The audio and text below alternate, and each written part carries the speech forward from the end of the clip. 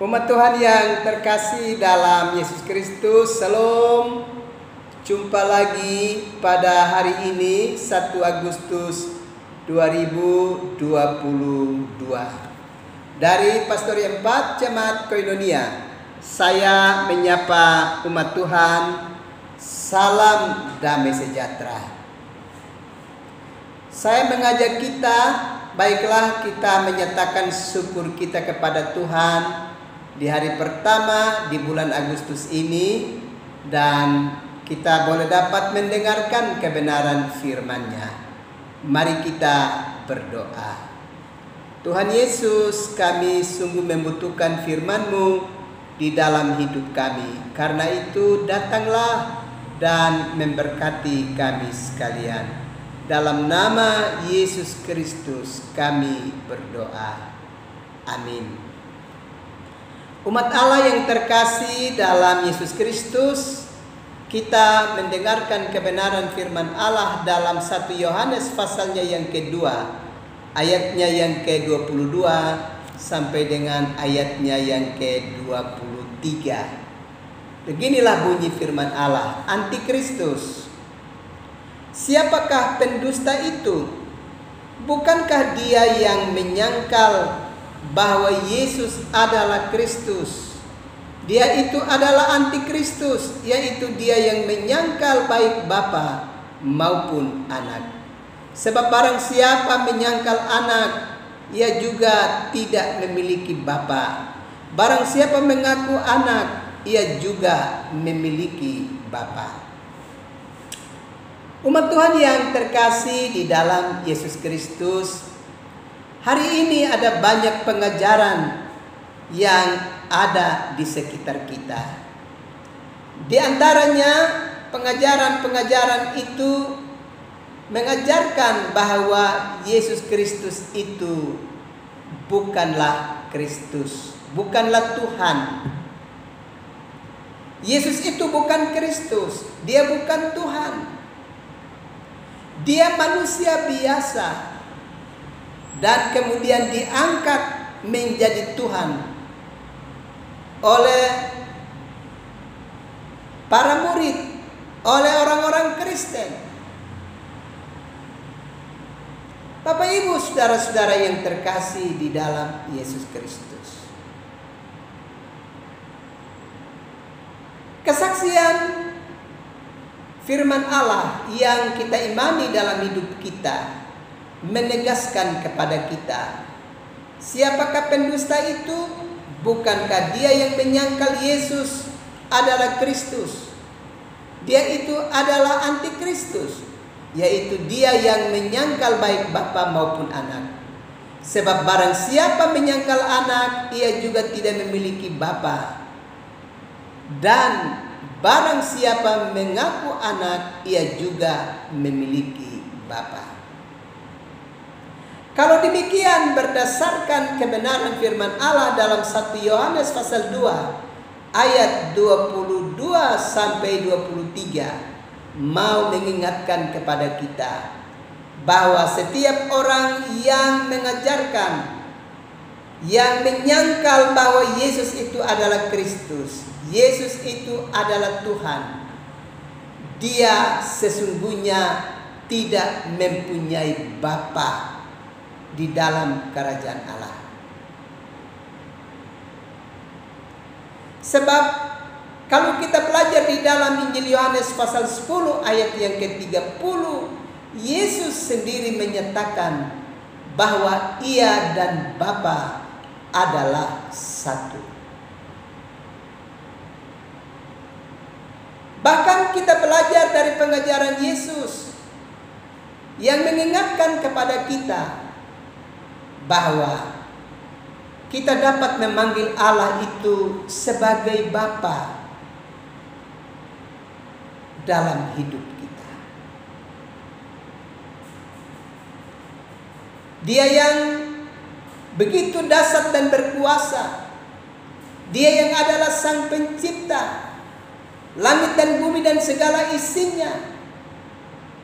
Dia yang adalah Allah yang maha suci dan maha dahsyat itu oleh Yesus mengingatkan kepada kita bahwa kita dapat memanggilnya dengan nama Ya Aba, Ya Bapa. Dan di dalam Yohanes pasal 10 ayat yang ke-30 dikatakan bahwa aku dan Bapa adalah satu. Kalau demikian, setiap orang yang mengajarkan bahwa Yesus itu bukan Kristus, Yesus itu bukan Tuhan, maka sesungguhnya dia tidak mempunyai Bapa di dalam kerajaan Allah. Dia tidak sedang percaya kepada Allah yang adalah pemilik hidup, yang adalah pencipta segala sesuatu di dalam dunia ini. Karena Yesus mengatakan bahwa Dia dan Bapa adalah satu. Dan Yesus mengajarkan kepada kita untuk memanggil Allah sebagai Bapa kita. Karena itu Bapak Ibu saudara-saudara yang terkasih di dalam Yesus Kristus, jangan pernah kita terpengaruh dengan berbagai pengajaran, apalagi pengajaran yang menyangkal bahwa Yesus itu adalah Tuhan, Yesus itu adalah Kristus. Jangan pernah kita terpengaruh dengan pengajaran dimaksud, apalagi kita mau mengikat diri kepadanya dan menjadi bagian bagi pengajaran itu. Jangan pernah mau melakukan itu. Sebab jika kita melakukan itu, maka ayat yang ke-23 dari 1 Yohanes pasal 2 ayat yang ke-23 jelas.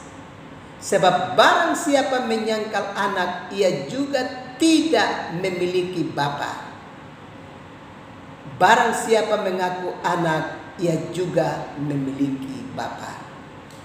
Ingat, kalau kita mau mengikat diri kita kepada pengajaran yang mengajarkan bahwa Yesus itu bukan Kristus, sesungguhnya kita tidak punya Bapa.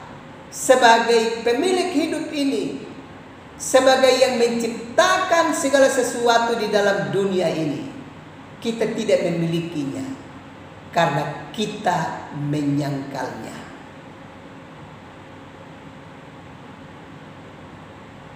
Karena itu Bapak Ibu saudara-saudara yang terkasih dalam Yesus Kristus, tetapkan hatimu dengan sungguh-sungguh.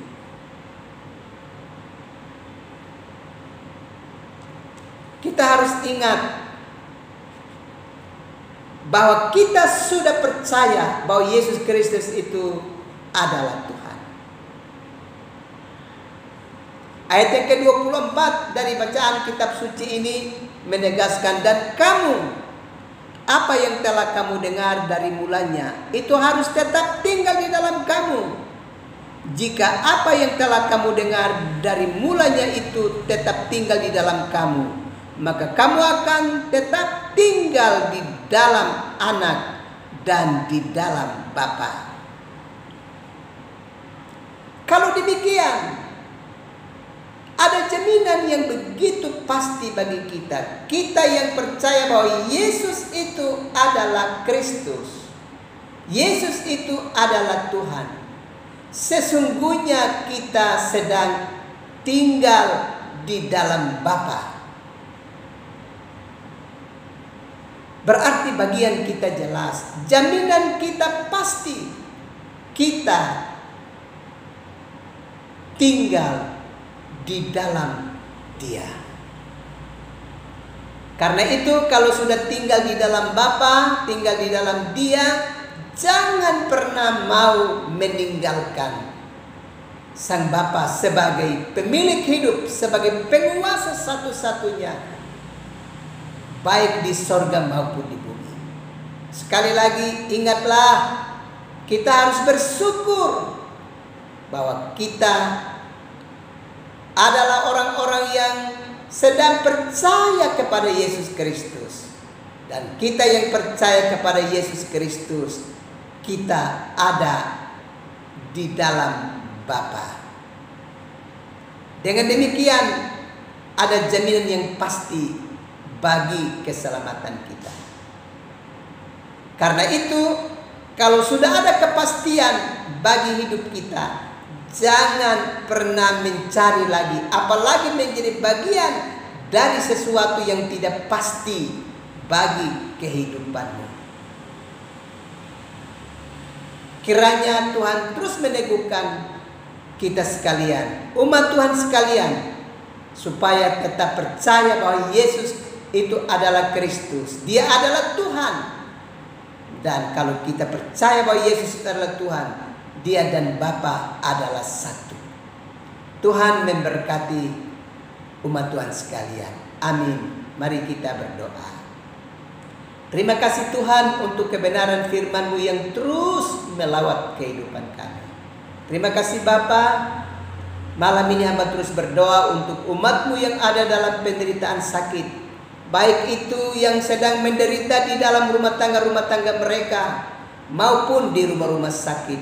Tuhan Yesus, pilihlah umat-Mu, dengar jeritan doa mereka. Dan kalau Tuhan berkenan, Tuhan beri urapan khusus kepada mereka dan beri bagi mereka pemulihan. Dan biarlah pemulihan itu mereka terima di dalam nama Bapa dan Anak dan Roh Kudus. Bapa, ini kami minta kepadamu dan biarlah jadi menurut kehendak-Mu. Demikian juga berbagai kesusahan lainnya yang dialami oleh umat-Mu. Tuhan, berbalas kasihlah dengan umat-Mu. Kuatkan iman percaya umat-Mu untuk terus bersandar kepadamu sebagai satu-satunya juru selamat bagi hidup umat-Mu. Terima kasih Tuhan. Kami akan beristirahat malam ini. Datanglah dan memberkati kami sekalian. Demi Yesus Kristus kami berdoa. Amin. Umat Tuhan yang terkasih dalam Yesus Kristus, selamat malam, selamat beristirahat. Tuhan pasti terus melindungi dan memberkati umat Tuhan sekalian. Salam.